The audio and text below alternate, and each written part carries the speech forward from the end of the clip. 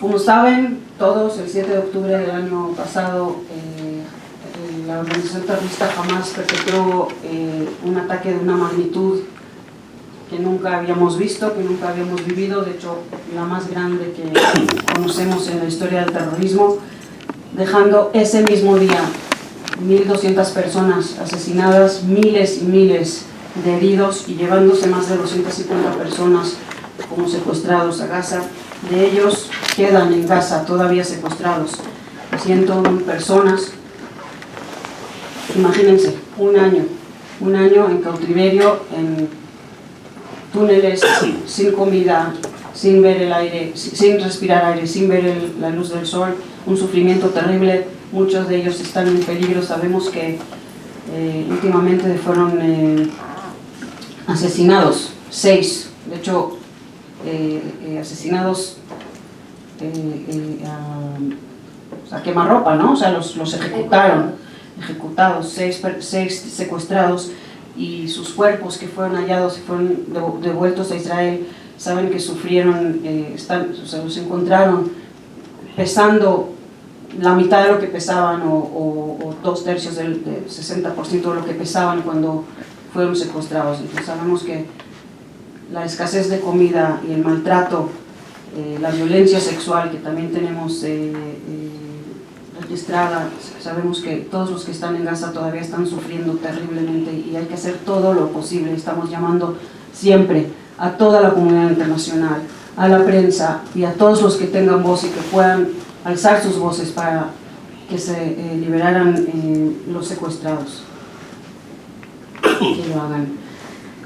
En Gaza sigue la guerra que fue forzada el 7 de octubre. Israel, estamos haciendo paralelamente el esfuerzo de liberar a los secuestrados y de debilitar o terminar la fuerza militar, aniquilar la fuerza militar de Hamas.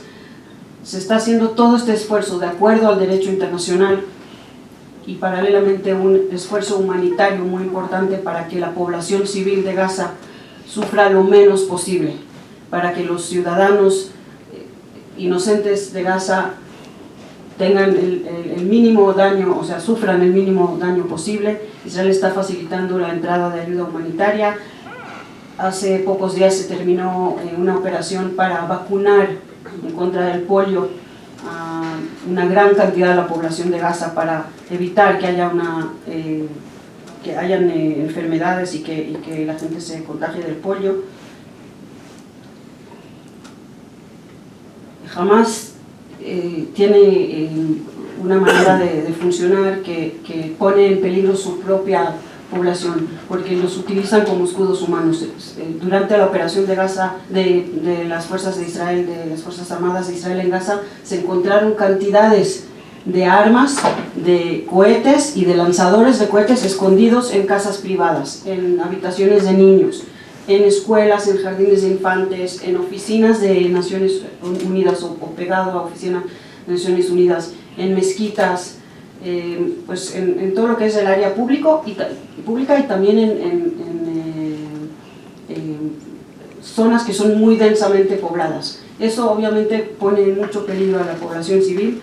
Sin embargo, Israel está todo lo que está en sus manos para minimizar los daños a la población civil, para avisar antes de que se vaya a hacer una operación, para que la población civil se pueda evacuar, que pueda salir de las zonas de peligro. Lamentablemente no siempre se logra y a veces hay daños a la población civil, pero sí se está haciendo un esfuerzo muy importante para evitarlo y para minimizarlo. En el norte de Israel, otra organización terrorista, Hezbollah, está atacando desde el 8 de octubre, desde que empezó, desde un día después del ataque del 7 de octubre. Hezbollah declaró que mientras haya operaciones militares en Gaza y haya guerra en Gaza, ellos van a atacar a Israel, y desde entonces están lanzando cohetes hacia el norte de Israel, destruyendo casas, matando gente. Los objetivos son no solo militares, son militares pero en gran parte civiles. Hay mucha destrucción. Esos cohetes también provocan fuegos.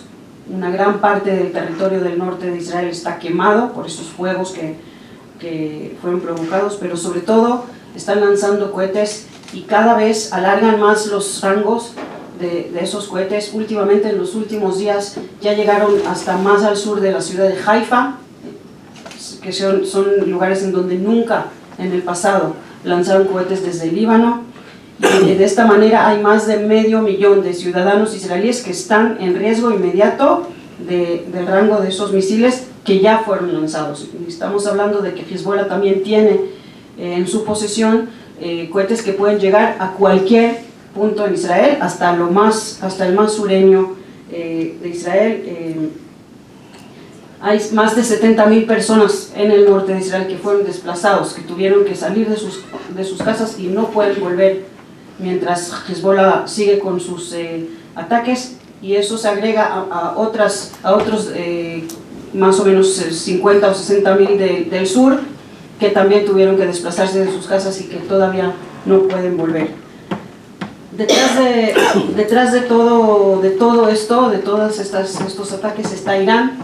Está utilizando estas organizaciones como sus proxies, no solo Hezbollah en el Líbano y Hamas en Gaza, sino también los Houthis en Yemen, que ponen en peligro todo lo que es el comercio marítimo en el Mar Rojo, atacando a buques y a barcos que llevan comerciales, civiles obviamente, y están las milicias chiitas en Irak, en Siria, y también Irán está tratando de hacer todo lo que pueda para que en Judea y Samaria, muy cerca del territorio de Israel, en la Autoridad Nacional Palestina, también surjan y hayan ataques terroristas. Muchos de ellos fueron frustrados en las últimas semanas, incluyendo la neutralización de coche bombas con muchísimos explosivos que fueron encontrados muy cerca del territorio de Israel, en Judea y Samaria, ya listos para explotar.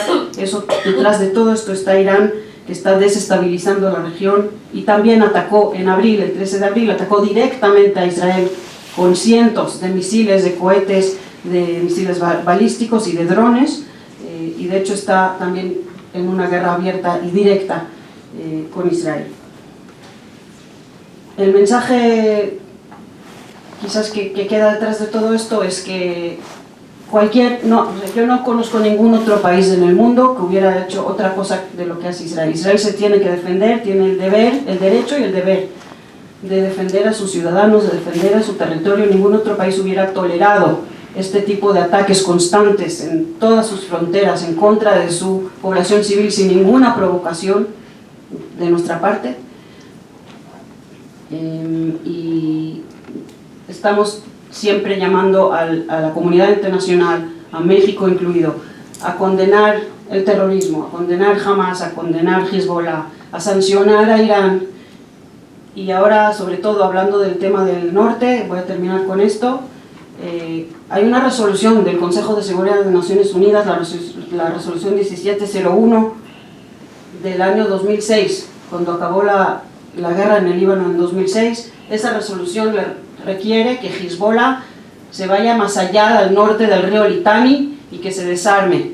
Nunca se cumplió esa resolución. Estamos llamando a la comunidad internacional, a México y a todos los que puedan alzar sus voces, a llamar a la implementación inmediata de la resolución 1701 del Consejo de Seguridad de Naciones Unidas, para que Hezbollah deje de atacar a Israel, se vaya más allá del río Litani, y los ciudadanos de Israel en el norte y también los ciudadanos del Líbano, que tuvieron que salir de sus casas en el sur del Líbano, puedan volver y vivir en paz, tranquilos en sus casas, y no estén en peligro de estas actividades terroristas.